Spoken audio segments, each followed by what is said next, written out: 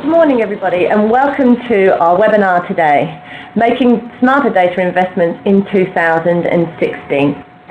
Today we're going to be giving you some insights as to how you can best use your own data and third-party data to get better results for your data-driven marketing. Today we're going to be joined by Jonathan Margulies, who is the Managing Director of the Winterberry Group, and also by Joanna OConnell, who's the Chief Marketing Officer for MediaMath. And you're going to hear from both of them on a series of feedback on research, but also some insights from Joanna relating to how you can better use your data. So the agenda for today will be as follows. First of all, I'm going to give you some quick tips on how to get involved, how to ask questions and give some feedback, and make sure you do ask the questions as they come through, and I'll make sure that there's time at the end of the webinar to answer those burning questions that you have. Then I'm going to pass to Jonathan, who's going to give you an insight into the global research. So we conducted a piece of research with 17 countries around the globe to see what the trends are in data-driven marketing. Then we're going to hear from Joanna, who's going to give us an insight into making smarter marketing investments in 2016. And from there, we'll be answering your questions, and I hope that they're going to come through in abundance. So without further ado, I'd like to hand over to Jonathan, who's going to give you an insight into the research that we conducted and that was released at the end of last year. Over to you, Jonathan. Thank you very much, Jody, and thanks to everyone who's joining us, whether it is morning, evening, or somewhere in between. We appreciate the fact that you're taking some time with us. As Jody mentioned, my name's Jonathan Margulies. I'm a Managing Director at Winterberry Group. We are a New York City-based strategic consulting firm that works across the advertising, marketing, and media landscape, and we are very pleased that this year was our second year in close collaboration with both GDMA as well as MediaMath on what we believe to be a very unique research initiative, the global review of data-driven marketing and advertising.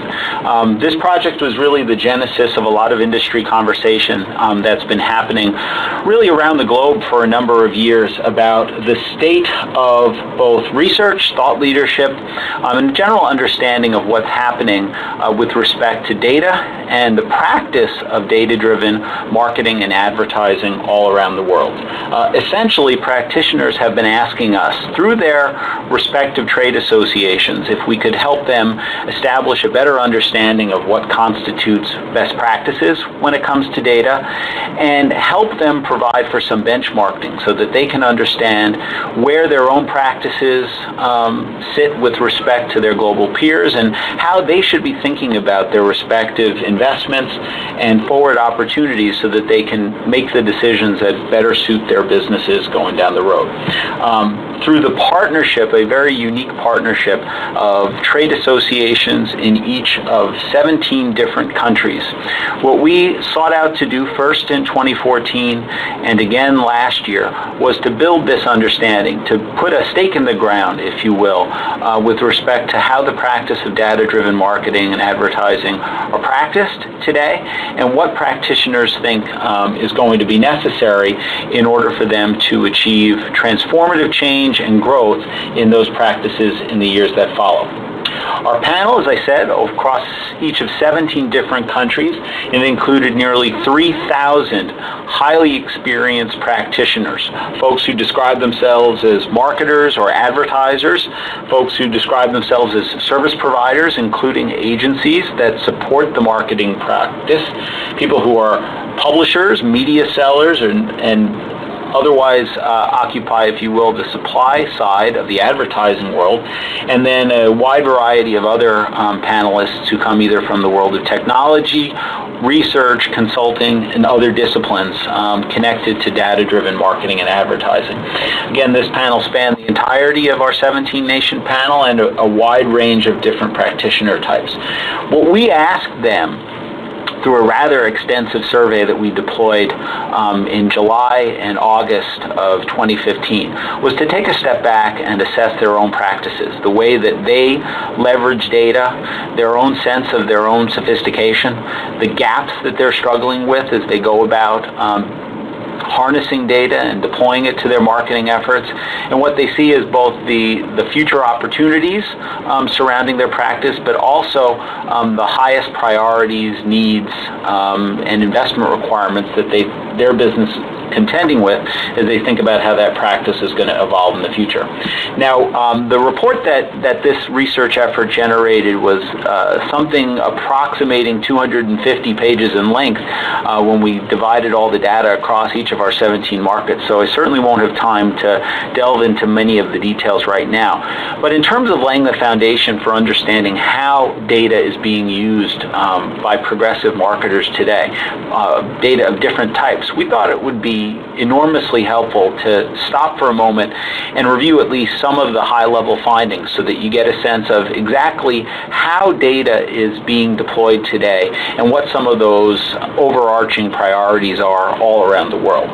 The first conclusion that I think it's important to take stock of is the notion that data-driven marketing and advertising, that term that gets talked about so often and used as a proxy of sorts for many different practices, is really many, many different things to different practitioners all around the world. And that was very much our first question to the panel, to ask them to assess when they use the term data-driven, what it means in their world, whether it's about holding on to data and maintaining ongoing databases, whether it's about applying analytics, segmentation, and modeling techniques to learn more about customers through the prism of various customer segments, whether it's about capturing and licensing data from third parties to expand your addressable universe, whether it's about measurement or orchestrating cross-channel interactions based upon what you can understand about your customers. Our panel said,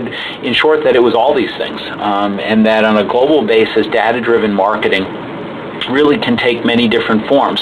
Some closer to what we consider CRM or customer marketing, some a little bit more focused on acquisition, some really a hybrid. Above all else, though, the panel was pretty clear in their sense that data-driven marketing is all about, first and foremost, building a better understanding of who customers are, primarily through the databases that speak to an understanding of not just who those individuals are, but also what motivates their behaviors, what their wants, needs, and demands are, and how they respond to various types of marketing offers and messages. Essentially, that customer-centric view, no matter how it's deployed sort of further down the marketing funnel, represents the center of the data-driven marketing enterprise. What surprised us, likewise, through that same response, is how the use of what many call third-party data, licensed data, external data, varies so significantly around the world. I think for many of us that live in markets that have robust marketplaces where lists and digital behavioral data and market research and other forms of information are traded so readily on an open market, sort of take for granted that those markets exist elsewhere around the world in the same kind of robust terms. And what our panel said is that that's not entirely the case, that there's a tremendous dissidence around the world between markets where the trading of other people's data and the buying and or licensing of data for remarketing purposes is robust, but there are markets where that practice is evolving and where CRM and customer database management instead tends to represent the centerpiece of the marketing enterprise. Perhaps not surprisingly, some of the world's largest and most sophisticated markets, certainly when it comes to technology deployed for data, are also markets where that marketplace for third-party data is also the most robust. And so our respondents in Sweden, in the United States, in the UK, in France, Germany, and Belgium responded affirmatively as to their practice of use of third-party data, whereas others suggested that they were a little bit further behind in that deployment. No matter where they are, however, the panel was fairly consistent in their sentiment, and this is something that should hearten all practitioners of data-driven marketing, that data fundamentally matters. It matters because, as I said, it provides that basis for understanding customers, and in a world that is becoming more driven by unique customer touches and by relevant communications, it is effectively the fuel behind good and effective marketing.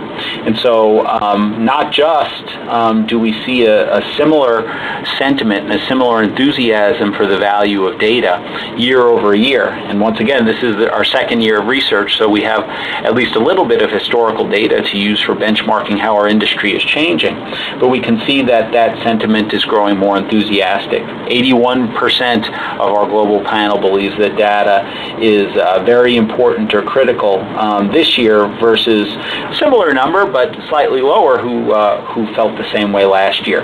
Sentiment is directionally accurate, but the sense that it's growing stronger is something that should hearten everybody that makes a living through understanding what data is and how to deploy it. I think underlying this even further is an important question about why people are turning to data, and why, when we talk about marketing and advertising across so many channels, data is only growing more addressable to almost all of them, more so every day. And what our panel believed, I think, is a real positive sign, not just for the practice, but for its potential in the future, and that's because data is essentially a means for businesses, for marketers, for advertisers to be more customer-centric, to live up to the promise that they've made to their customers and their suppliers about how they're going to build the business so that they deliver relevant product and services and don't disrupt their customers' lives, but instead deliver tremendous value to them.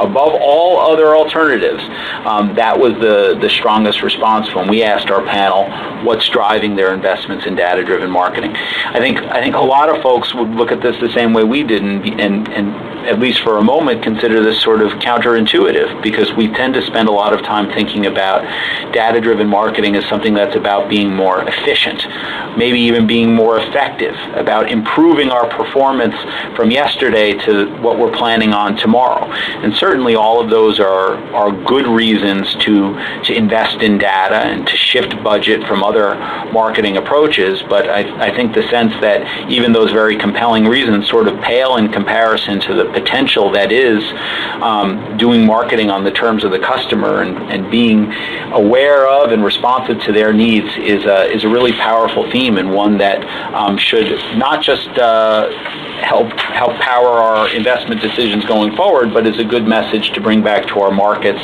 to our regulators, and to other constituents.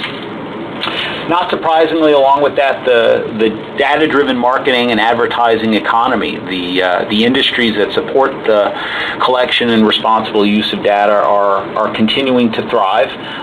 In addition to asking about data, we asked our panel to weigh in on their level of confidence and enthusiasm in the state of data-driven marketing in general, and the sentiment that was reported in 2015 was very similar to that of last year.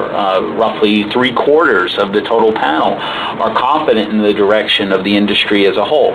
We saw a little bit of a decline in this respective category compared to some performance last year, and I think that was a general reminder that as much as the practice is growing and deriving value on its unique basis, on a secular basis, no industry and no business practice lives in a vacuum. And so economic factors, global insecurity, and concerns that really have nothing to do with data so much as business and marketing in general may be impacting overall confidence and enthusiasm.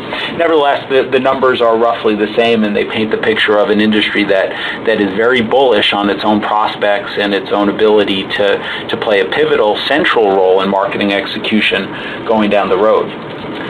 Take that down a level or so and look at a little more granular level at how data-driven marketers are planning and how they're allocating resources, and the picture is very similar.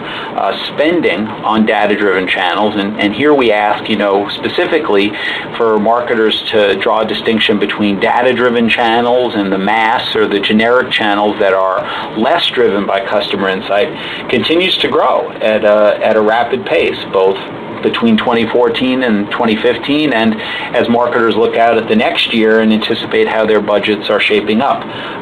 The story here continues to be one not just of those budgets getting bigger, but those budgets being the beneficiary of shifts from traditional media that are not as driven by data, not as responsive, as powerful, and potentially as customer-centric. At the very pointed end of that charge, and I think perhaps not to surprise anyone given what we know is happening in advertising, marketing, and media circles around the world, digital channels really do represent the center of that effort for a lot of reasons, because they're impactful, because they are effectively where consumers are and how consumers are investing their time and efforts, and I think because at the end of the day, digital channels are fundamentally all about data. We say often that digital is data and data is digital, and over time it's growing more likely that we won't draw a fundamental distinction between them. It's true that there are certainly many addressable customer touch points out there that can be driven by data that are not fundamentally of the digital world, and there are some digital mechanisms, particularly those for branding, that don't necessarily require customer data either individually or in aggregate in order to power performance.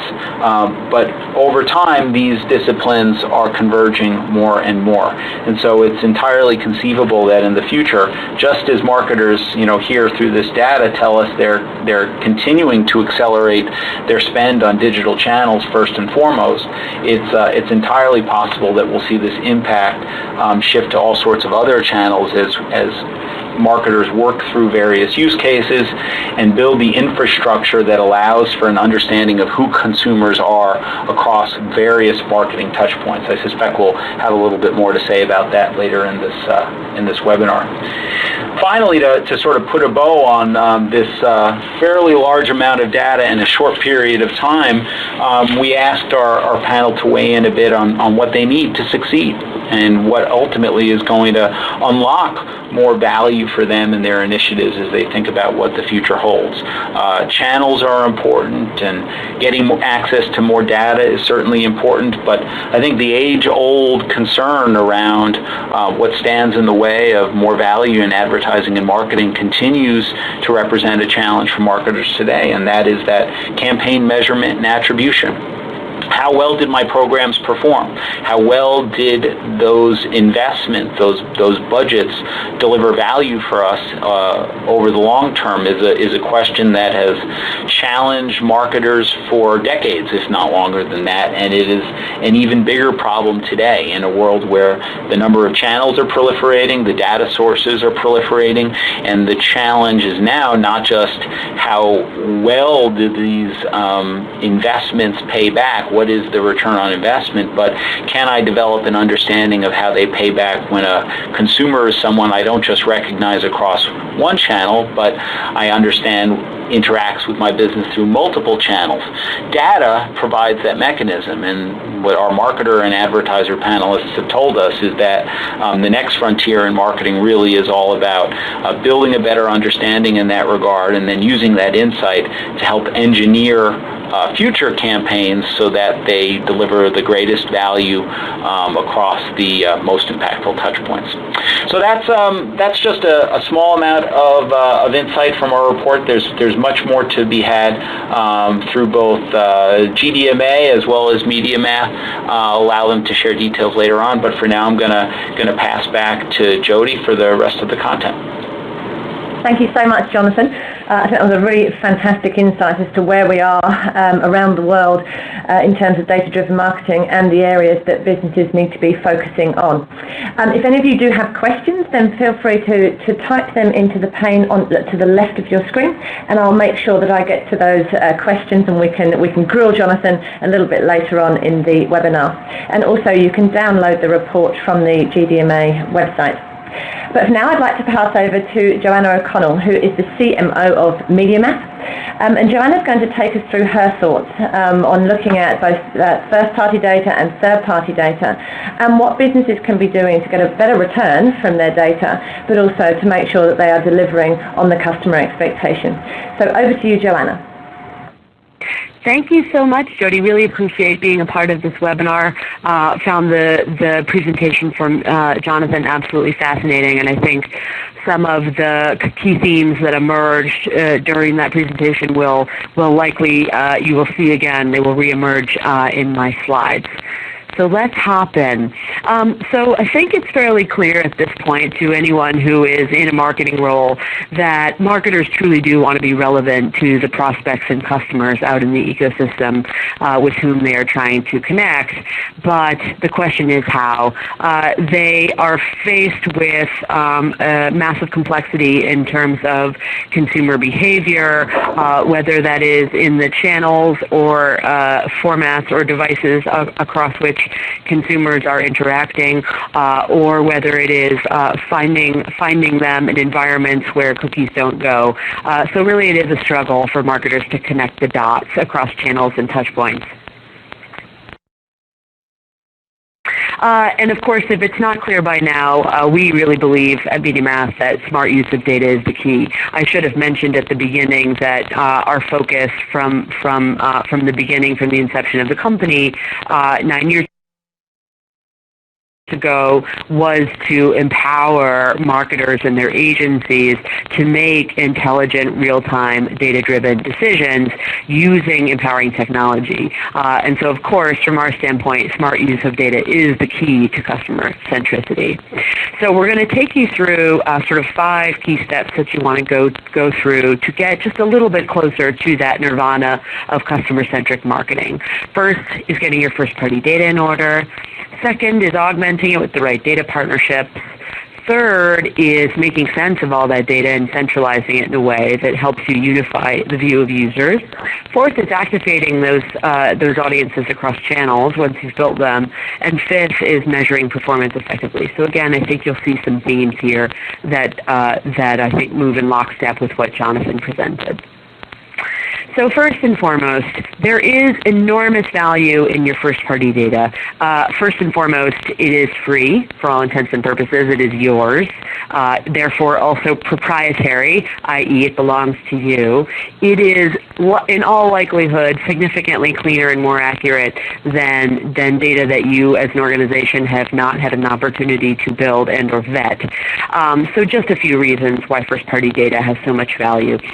I think the smart marketers, in the time that I've spent in the world of data-driven marketing over the last 15 years, I've seen the smart marketers embrace the concept that smart use of data, that understanding their consumers, that intelligently activating that data that they have in the first party means competitive advantage long-term when you have consumers that are increasingly desirous of relevant, seamless experiences from brands. So now that we've established that it is a great place to start and really your best asset as a brand, how do you think about making sense of the first-party data that you potentially have access to? Well, really, that is the first order of business. The first order of business really is to do an inventory of what is available to you.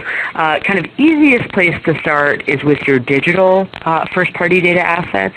So think of your traditional websites, microsites, mobile applications, and indeed any digital media programs that you are running, which do truly throw off a significant amount of data that can be hugely valuable in rounding out your first-party data set. That's the world of digital. Now you need to turn inward to your organization, across the fence to your colleagues in the customer relationship management world, and start partnering with them on mining the data that may already exist inside of traditional databases. So what is there that you know about your customers already that is being used from a CRM standpoint that could conceivably be used in digital environments to either round out the picture of existing customers that you're targeting in digital or serve as a foundation to find new customers that look like your best customers? Now that you have a sense of the data that you conceivably have available to you, you need to ask yourself the question, what are the gaps? and this is not uncommon, to find that several key pages of your digital sites or applications may not have the appropriate tracking in place. And of course, there is the question, as I raised earlier, about your ability to actually see inside of cookieless environments and across devices. So let's talk about that. I will say, before I got to MediaMath, before I joined as CMO, I was a research analyst at firms like Forrester for about 5 years. And over that time, I watched the world of data-driven marketing develop significantly. But it became clear to me as well that we had a problem, which is to say that the cookie, that sort of element that tied targeting and tracking together in the digital advertising world, was starting to show cracks. And it was something that I was starting to write about as a research analyst as I started to explore alternatives to the cookie or augmenters to the cookie, and was frankly really thrilled to get to MediaMath and find that it was an organization that had been working to solve this problem for coming on 2 years, let's say, because we saw as a company that there was a real necessity for smart identity resolution and smart identity management in a world that was inherently cross-device, in a world that was inherently going to be less cookie-friendly. So what am I talking about when I say identity management? Essentially, we're talking about unifying a view of a user. That may mean understanding a user when that user is in an environment where on a device where a cookie is not accepted, in a browser, for example, or that might mean being able to understand that a given user is actually associated with more than one device, understanding that user's cross-device behavior. And having that level of understanding enables a whole range of really valuable things, whether it be digital targeting, whether it be better understanding that user's sort of set of behaviors, or whether it be understanding cross-channel performance, i.e. attribution. And it really takes you from a place of a disparate understanding of users to one that is unified, really bringing to life that concept of being able to have being able to have a one-to-one connection with marketers' audiences. So I cannot overstate the importance of thinking about identity and identity management as a critical piece of bringing your data strategy to life. So then the question becomes, how do I take what I know about my users from first-party data and augment it with the right kinds of partnerships?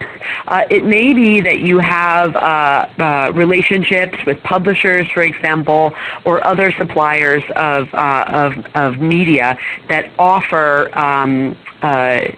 an access point to their users. In other words, a place where you can go to through a second party to develop a richer view of your consumer. This is not necessarily the same as a third party who sits just one step removed from the data. This is actually a first-party data owner with whom you create a relationship, who then becomes, to you, essentially, a second party. Imagine a publisher that has a rich amount of data on, say, shopping behavior or browsing behavior or content consumption behavior that could be used to round out your picture of your consumer.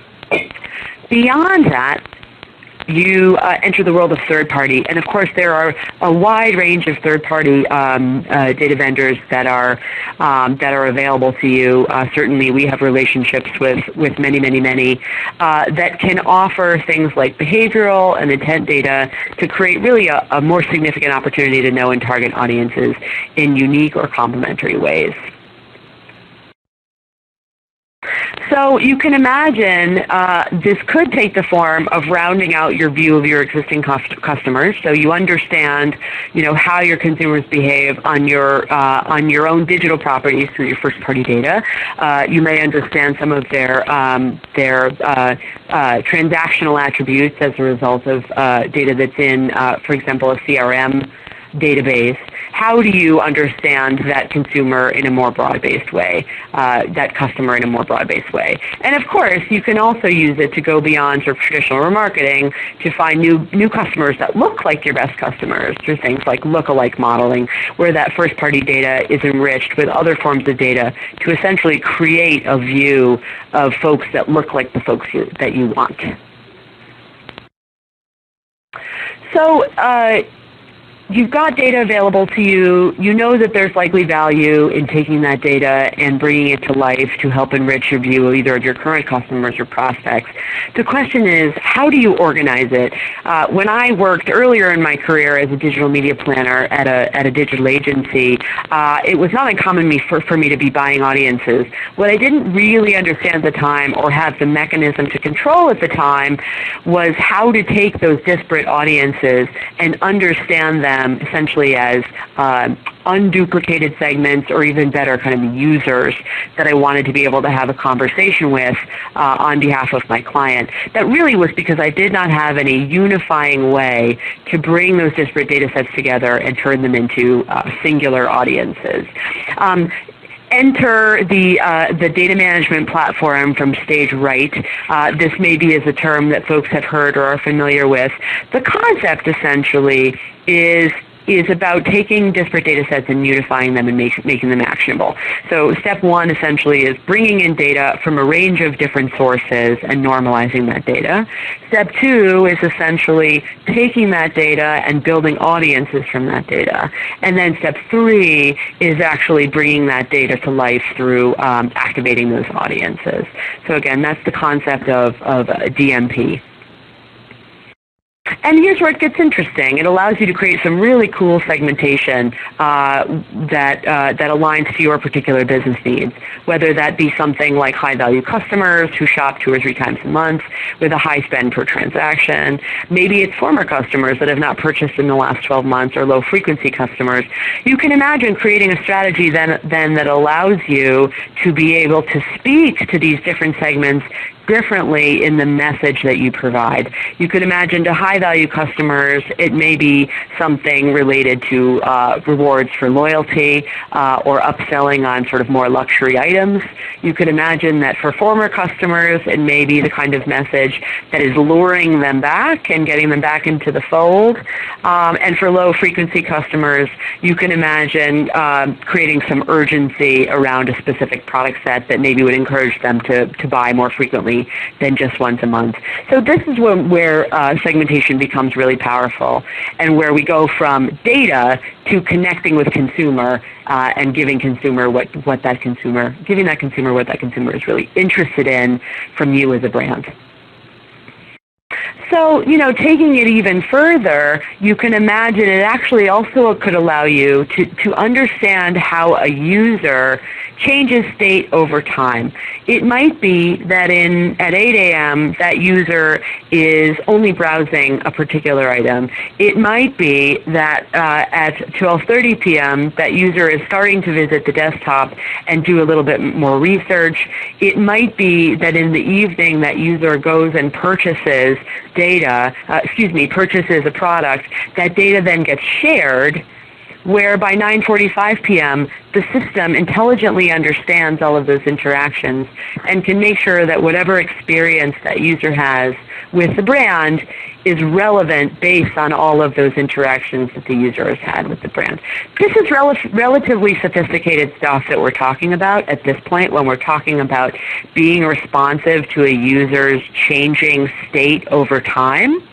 But these are the kinds of things that you're seeing marketers really start to embrace in their data-driven marketing strategies. The tools for these kinds of things now exist. So, of course, it's not just enough to create an audience. It's not just enough to understand that audience in depth. A report for the sake of a report just frankly isn't good enough anymore. You need to be able to take that information and make it actionable. You've made sense of the data. You've created audiences. How do you actually bring your communication strategy to life? I've given a couple examples of what that might look like in previous slides. Just wanted to bring that home and talk about a couple key areas where this really does matter. here. First and foremost is making sure that your audience management and your execution platforms are very well integrated, and for a variety of reasons that I could talk about in a second. And then the next is that you are marrying your advertising and marketing strategies and execution with connected technologies. So I'm going to talk about each of those.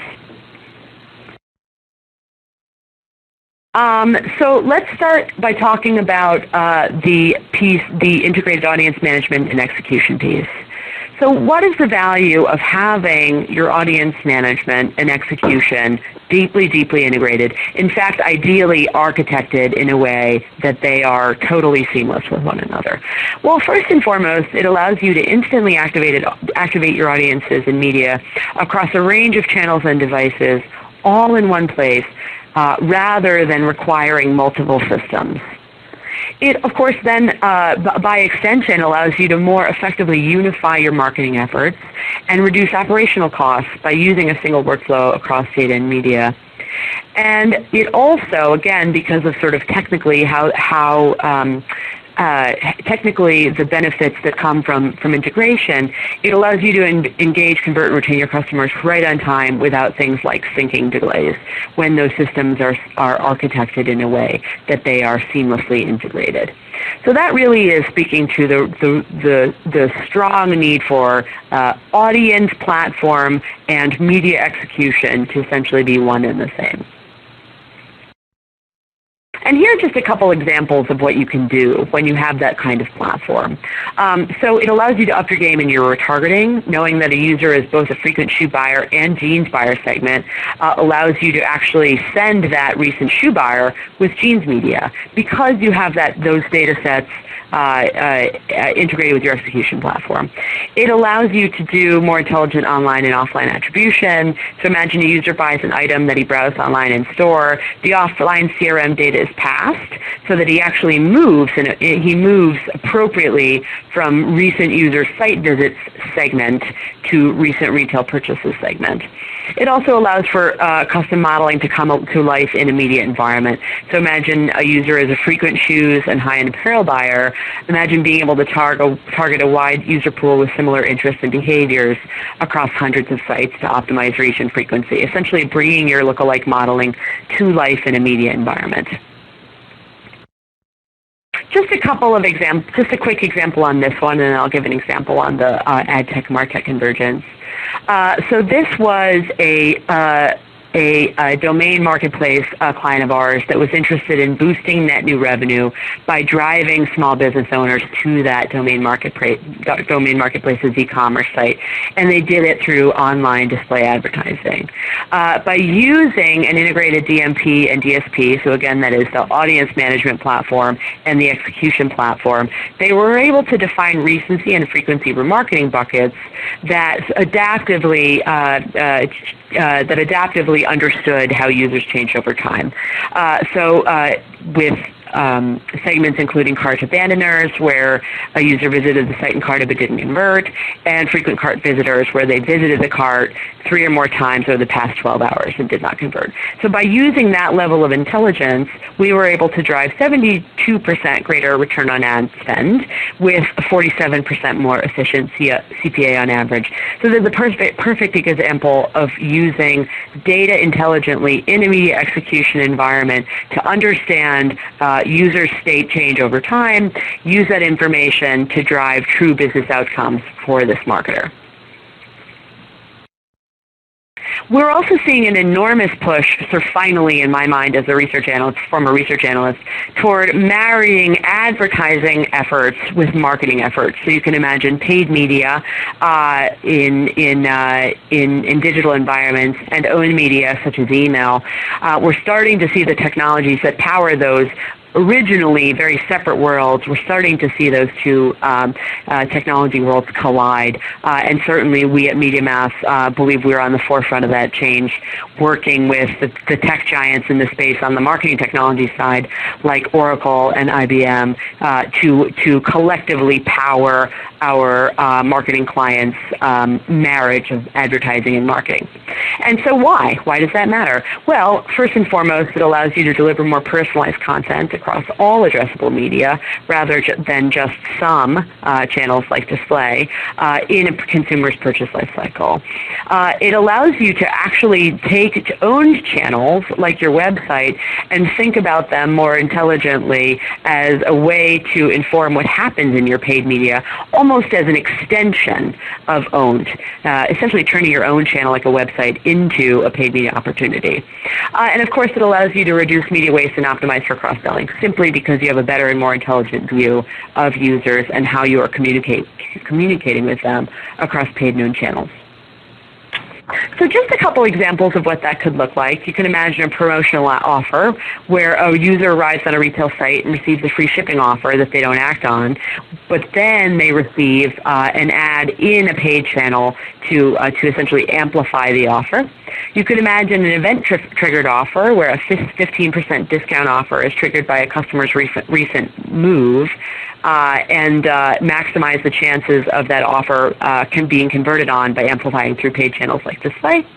And finally, a transactional offer where a purchase of a seasonal device prompts an offer for an additional device half off, targeting the user across channels to increase orders per customer and order size. So here's just a quick example of this in practice where we actually extended for a client an email-based audience into paid channels and saw 60% higher conversion rates. We firmly believe this is the future of marketing, the marriage of these technologies, as marketers themselves are starting to organize more intelligently around the customer. And it is something that inside of MediaMath we call programmatic marketing, because it really is transcending the walls of paid and owned. So finally, and this is something Jonathan spoke about, and I was so pleased to hear him speak about because it is so critically important, it's about measuring performance effectively, moving beyond proxy metrics that don't matter to metrics that are well aligned to business outcomes, and moving beyond traditional modes of attribution to modes that effectively take into account all of the marketing touch points that led a user to change behavior. So what do I mean by attribution? Well, attribution is essentially how you credit the touch points along the conversion path, all of the marketing touch points along the conversion path.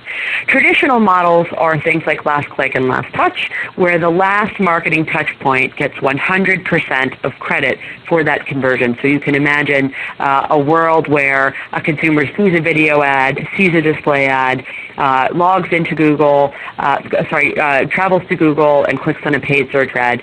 That paid search ad gets 100% of credit for that conversion. We now have a world where the smart marketers are moving, as Jonathan mentioned, to multi-touch attribution, and I'm going to talk more about what that means in a second. And in MediaMath's world, we have taken that even one step further with something called closed-loop attribution, which I will talk about. So why is it valuable to move away from last touch to multi-touch?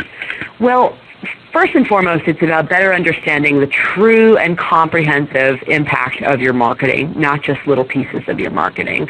It allows you to see exactly what led a customer to convert at all points, both online and off, which of course then allows you to more appropriately assign credit to all of your marketing channels. It just gives you a truer picture of how your marketing channels are really performing relative to one another.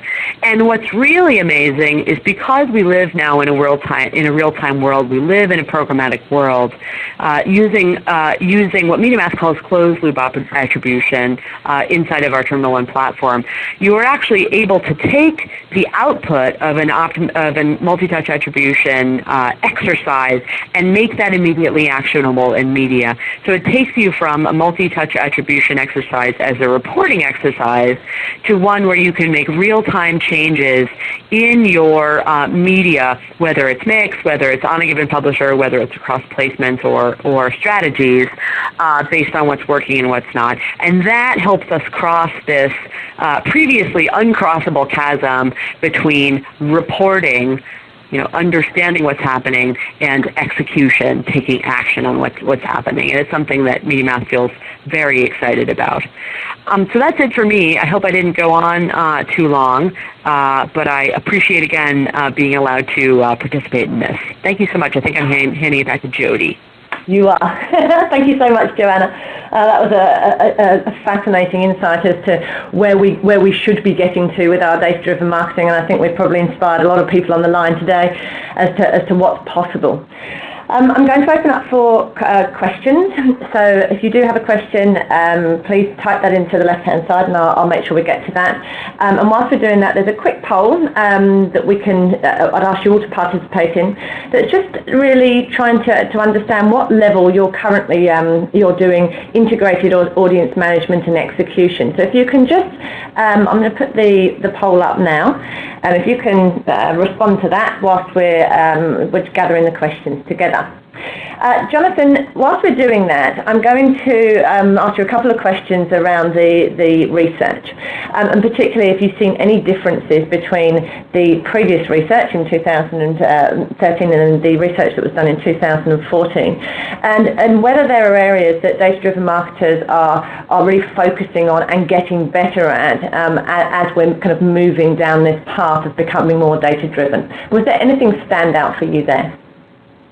So I think a couple of things, strike me right off the top of my head. First, of course, is the sort of continued level of enthusiasm and the sense that data-driven is sort of the centerpiece of the entire marketing engagement going forward. Because when you think about sort of the convergence of digital channels that are, increasingly represent the centerpiece of marketing, not just a nice complementary piece of the marketing mix.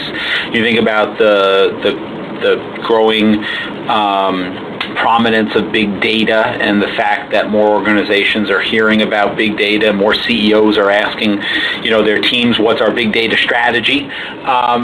These dynamics sort of, converge, and what it does is it positions the folks in the organization who understand how to use information, understands what those granular use cases are, to play a more prominent role in marketing across the board. So when we ask, is data important? Is it growing in importance? Those numbers are only headed in one direction. No question there is a little bit of concern about whether the economy in general, whether geopolitical conditions, which of course vary across markets, are going to continue to sustain the kind of economic growth that, continued data growth also requires and feeds off of. That's a little bit different, but, even in spite of those concerns that exist certain places more than others, there is this ongoing sense that data is exactly the right place and the right field to be specializing in across all marketing disciplines right now. That's absolutely the case. We're obviously watching it closely, and when we move on to the 2016 version of the research, we'll be drilling down a little bit more into that as well. The other theme that's interesting and that came across a number of other data points, haven't really had the opportunity to address all of them through the limited time of this particular webinar, speaks somewhat to some of the themes that Joanna mentioned, which is this increasing importance of managing for an integrated, what we call omni-channel engagement with customers. A few years ago, it was very easy to ask that question about spending across individual channels because so many marketers thought of their world through the lens of one channel versus another. You were a direct mail specialist, or you lived in the world of display digital advertising, or you were out of home, or you were an email person, and that's what you understood, and you knew if your budget was growing or if it was on the decline. Increasingly, more companies are really living up to this promise of customer centricity and thinking about the customer first, the product second, and the communication and the messaging channels third. And the challenge they're confronting is, how do we do that essentially? How do we go and how do we build both strategy and infrastructure that supports an understanding of who our customers are and allows us to orchestrate messages to them that are optimized not just to our needs as a business, get them to respond when we want them to, but also deliver value in the long term. And so what we're seeing over time is there's a greater awareness of that as an opportunity. There's certainly greater awareness of the challenges that are associated with it. But whereas it was, even just a year or two ago, a more academic concept, something people saw as being a long-term priority, nowadays businesses are really wrestling with how to do it, and that's very exciting. Certainly, it brings with it a lot of work, but it's probably the biggest single sea change of sorts that's happening in the worlds of advertising and marketing today, globally. Absolutely. And Joanna, just on that point, because I think Jonathan's right, we're seeing that businesses have really kind of adopted this. They've focused on it. They understand that this is not just long term. We need to be acting now. When you're looking at companies that are working with you, what are the first steps that they go through, or that you'd recommend that companies would go through to make sure that they've got their C-level executives and their board really kind of embracing this idea of we need to invest in technology, we need to invest in data and people in order to retain our competitive advantage? What's your advice to them if they're kind of going through that process at the moment? Well, it's funny because I don't think this would have worked 10 years ago, but I find that it's really valuable to remind them of what their own experience is like as a consumer now. Get them to stop and think for a second about what they expect of a brand when they are on a mobile device, or what they expect a brand to know about them when they receive an email, and how annoying it is when it is not relevant, or frankly how annoying it is when that brand does a bad job of sending the same ad to that user after that user has purchased something. That is a failing of organizations to rally around understanding their customers and to make sense of the data that they have available to them at the customer level. When you say something like that, it becomes crystal clear to them why they need to be better at it. I like to actually show live examples. I used to do this all the time as a research analyst. When I would be giving presentations, I would show a live example of, the rug I just bought showing up in an ad for the company from whom I just bought it, in a display ad, which means that money was not only wasted on that display ad, I've had a terrible and annoying consumer experience. So I think it's really important to bring it back to the consumers that they are trying to serve, that they are trying to create relationships with. I think when you talk about data and technology, it might become obtuse, you might lose people, it may feel too far away or like someone else's problem. It's really important to connect it to sort of the future health of their brand is about delivering great experiences to consumers, and that is driven by data and technology. Absolutely. I think that's a very sound piece of advice, is actually focusing on what you as a consumer expect now from the companies that you deal with, because we all know our expectations are hugely inflated from what they were 10 years ago. One last question for you, Joanna. What you've talked about today really does kind of set us a vision of where we need to get to. And it sounds, there's so much to it, and it sounds a little bit complex for some businesses. But I'm assuming that there is a pathway that you can go down that reduces that complexity, and there's a starting point where you can actually have some quick wins as a business and not have to have the 100% in place. So I don't know if you want to talk just a little bit to that as to how to start approaching it as a business if you're not kind of in the position to have 100% straight off the bat. It's funny. In some ways, it can be as simple as taking a hard look at your existing media plan. When you look at that media plan, say you have an agency managing your media for you, have a sit down with that agency and take a look and see, are you actually running 3 or 4 remarketing programs concurrently that don't actually talk to one another? So might you actually be oversaturating users either with the same message or conflicting messages and not even knowing it? That's a relatively simple thing to fix by consolidating your marketing efforts with a single vendor. Are you running through 4 or 5 programmatic advertising platforms, which also could be sort of creating confusion in the marketplace for your consumers or competing against one another to get in front of those consumers? Can you find ways to simplify your existing mix of technology providers? Because that's really what they are. They're not media partners or publishers. They are platforms, they are technology platforms through which you're accessing consumers through digital media. That's not such a super hard exercise to go through, where you immediately start to be able to increase efficiency, reduce waste, reduce waste, and improve the consumer experience. And of course, I would also recommend just have a sit down with the folks in your CRM team. It might take some time to get to the point where that data becomes accessible and usable, but you have to start with a conversation. I think that's very sound advice. So that's all we have time for this morning. I'd like to have a huge thank you to both Jonathan and Joanna for sharing both your time and your insights with us today. It's been truly fascinating. And thank you all for joining us online for our webinar. As you can see there from the screen, you can download the report just by clicking on that link, and there'll be a lot more information in there that I'm sure will really help kind of drive your business into 2016. Thank you so much for